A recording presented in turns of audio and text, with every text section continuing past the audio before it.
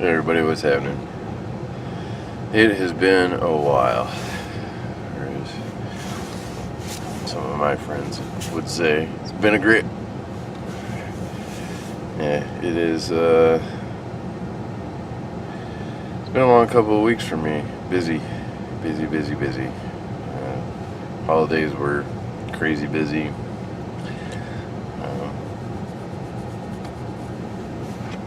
Because of my job, in the solid waste industry. When it comes to holidays, there's a lot of businesses that'll, they'll close. Like Christmas was on a Tuesday this year, so they would, be like, oh, well, we're just going to close Christmas Eve too, and New Year's, and New Year's Eve and New Year's Day. The garbage industry, not only do we only take the holiday off the following Saturday, we work the whole day instead of a partial day. So holidays, as far as work goes, don't mean a whole lot to us.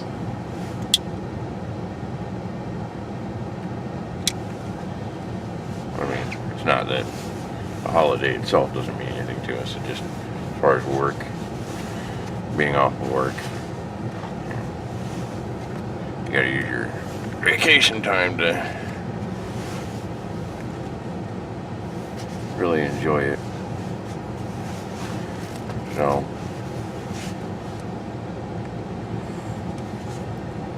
looks like my lighting is getting screwy in here because of the snow glue, or my car glue. It's car and part igloo right now. We had a brush of snow come through, which was funny because they issued a winter weather advisory for 5 to 8 inches of snow. Yeah, my wife goes, "Oh, it's a winter weather advisory for tomorrow." So I go,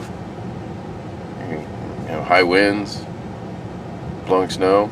No. Oh, really low. Temperature's gonna drop really low? No. It's a 4. You're supposed to get 5 to 8 inches of snow. You have an advisory for that? That's not anything. That's winter. That's normal. What we've had lately is not normal. The last few weeks of December and the first week of January is like 40, 50 degrees. This is northeastern Illinois. 5 to 8 inches of snow in January. That's normal. That's what the weather is supposed to be doing. We don't need an advisory for this. This is ridiculous. What is going on? It's retarded. People are ridiculous. So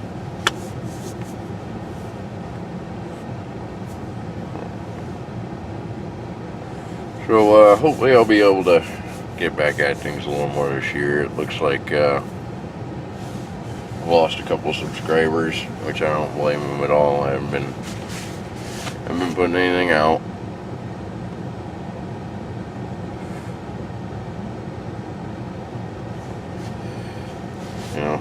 Working as much as I do, and family comes first.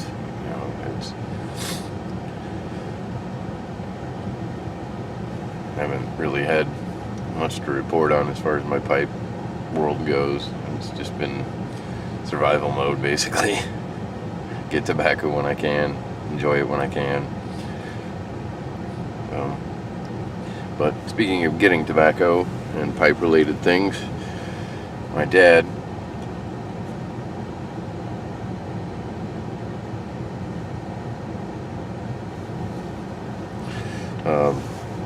I didn't get it until Christmas time,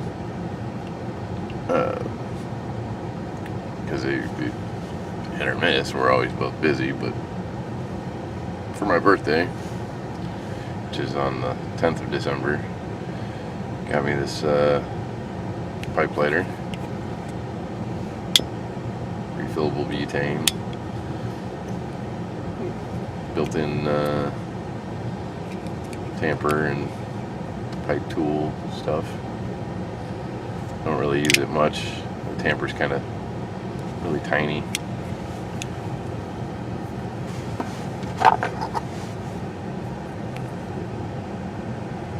So I don't really use the tamper a whole lot on there, but as far as the lighter goes, it's nice to have. Nice to have an actual pipe lighter. Always using a Bic. You know, I like taking my Bic to work and not having to worry about damaging or losing a decent pipe lighter. You know, it's a Bic, but if it gets damaged or I lose it, it's a Bic. You know, 5 for $5 at Walmart.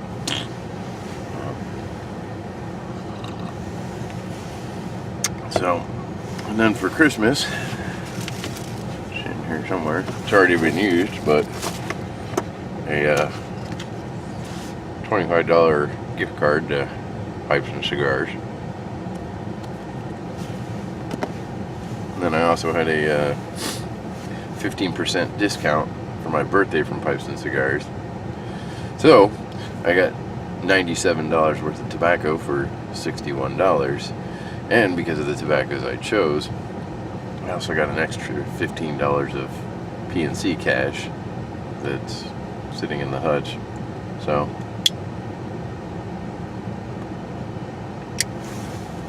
my next purchase, $15 off, which is at least covers the shipping. So let's show you guys what I got. I've been meaning to do this one for a while. Just haven't really gotten around to it. A 7-ounce can of Borkum Riff Original, and I think I'm going to keep buying this because I think this is just going to be my everyday regular smoke. I like this stuff. Good flavor. It's easy to smoke, and people at work are always like, "Oh my God, that smells good. That smells good." So, I don't know. I really like this. It's some good stuff, and good value.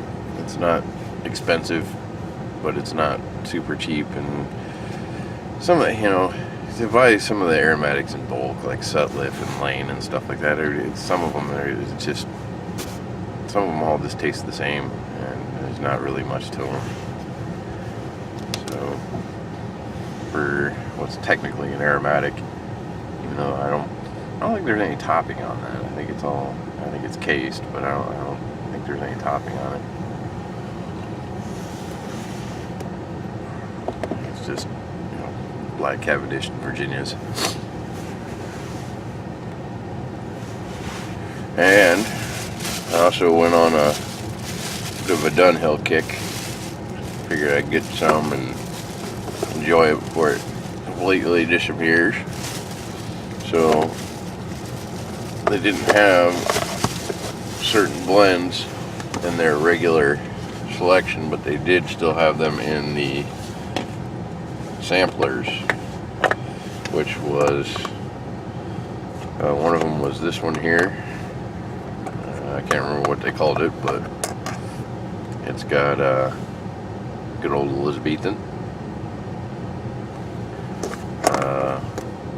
the aperitif, which I've never had this one before, so I did try this. It is good. This is a Scottish blend, or for the really, I say, very tragic smack the camera incident here.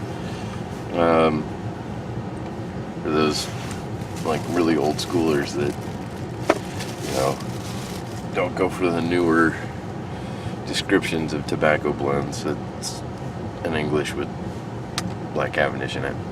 So, and then one that I've had before that I really do dig, Durbar is included in that sampler, which I like this one. It's a good Balkan blend. just means, once again, Oriental Forward English. Which is actually, if you really get down to brass tacks and you read up on the history, technically anything that's not aromatic is an English blend. So even a Virginia Perique is technically an English blend. And it stems from back in the day in England, you weren't allowed to flavor anything above a certain like percentage or something. You know, it's a weird way of explaining it, but it had to be done with something that was natural, and it can only be up to a certain like amount. Basically, like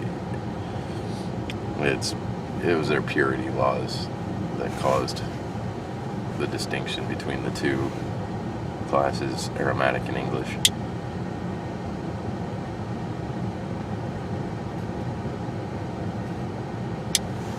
Somewhere along the line, which was long before I started smoking a pipe, things started getting subdivided to the point where now, you know, a lot of newer pipe smokers, we just refer to a lot of Kia blends as an English blend. So, and there's discrepancy and varying opinions as to the legitimacy of these subdivisions, and I don't know. I think it's ridiculous to be that pedantic about it, and I think that the subdivisions make it easier and quicker. They streamline the conversation. You say, oh, this is a Scottish blend. Oh, okay. So, you know, your brain knows that that's a lot of Kia blend that has Black Cavendish in it. Oh, this is a Balkan. Okay, it's got a lot of Kia, but a lot of Kia is not at the forefront. The Orientals are. It's a lot easier. And then the Dunhills that they did have in stock separately, one of my old favorites here, Dunhill Ready Rubbed. I like this one. It's good. It's pure Virginia. I think it's basically the same thing as Dunhill Flakes, which I've never smoked just regular Dunhill Flakes, although I have a tin, but I've got another 8 years and change before I open that. So, and then what I haven't had in a while. I've only had it once, but it was nice. I really liked it. Dunhill London mixture. I haven't even opened this one yet. The rest of those I've opened. Another old favorite I haven't had in a while. Orlik Golden Slice. Good stuff. Love it. And then a newer one for me. I just tried it back in October. Picked up a tin down in Nashville. And loved it. Absolutely loved it. And once again, Beardless Gnome Joe, thank you for the recommendation on that down in Nashville, because I was looking for something to replace the McClellan Virginia Flake taste, and this is it right here. If you liked McClellan's pure Virginia Flakes, it's just Virginia in a flake. It has that sweet, nice, easy Virginia flavor. And then pick some of this up if you've never tried it. It's good stuff. So that was my little haul. It's probably one of the biggest orders I've ever made.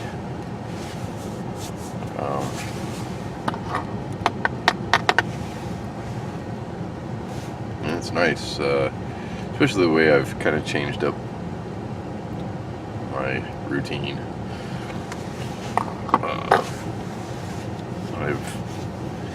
For a while there, I was I should have brought those other tins. I got some other stuff that I've tried that I made a video for and ended up not having time to do anything with it. But let's see, I got Mad Fiddler Flake from Cornell and Deal, the old one series, and I've seen a couple of different reviews about it, and I was like, I gotta try this, and awesome stuff. So Mad Fiddler Flake, if you're looking for something definitely different and a new enjoyable experience, that's a good one. Quiet Nights I finally got around to trying, and I got probably about a bowl of that left. GLP's The Virginia Cream, which was okay.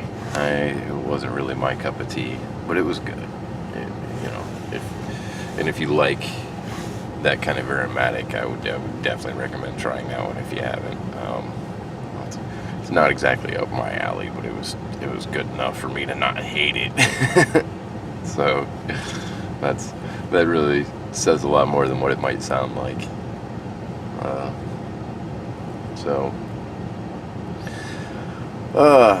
So yeah, I've lost a couple subscribers. I've gained a couple subscribers. I'm up to 94 again. So I'm gonna try to be on here a little more often coming up. I always say that, and things get weird, get crazy, but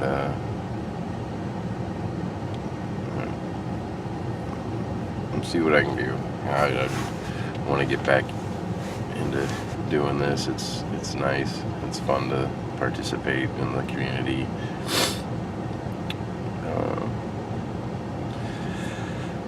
I think the only other thing really of significant note was my wife's birthday or Christmas present to me, or the really main one was 2 bottles of scotch, single malt. She got me a bottle of Glenfiddich and a bottle of Glenlivet, and wow, man, the Glenfiddich was good. It was good, but that Glenlivet, man, oh. That's my new favorite drink right there. Just, about 6 ice cubes and just enough to get to the top of the ice cubes, man. That is by far my new favorite drink. But at $45 a bottle, depending on where you go to get it, it's definitely not going to be a regular thing. Unless I finally get that supervisor position, then maybe. So, but man, that's about all I got. And I hope everybody has had a enjoyable holiday.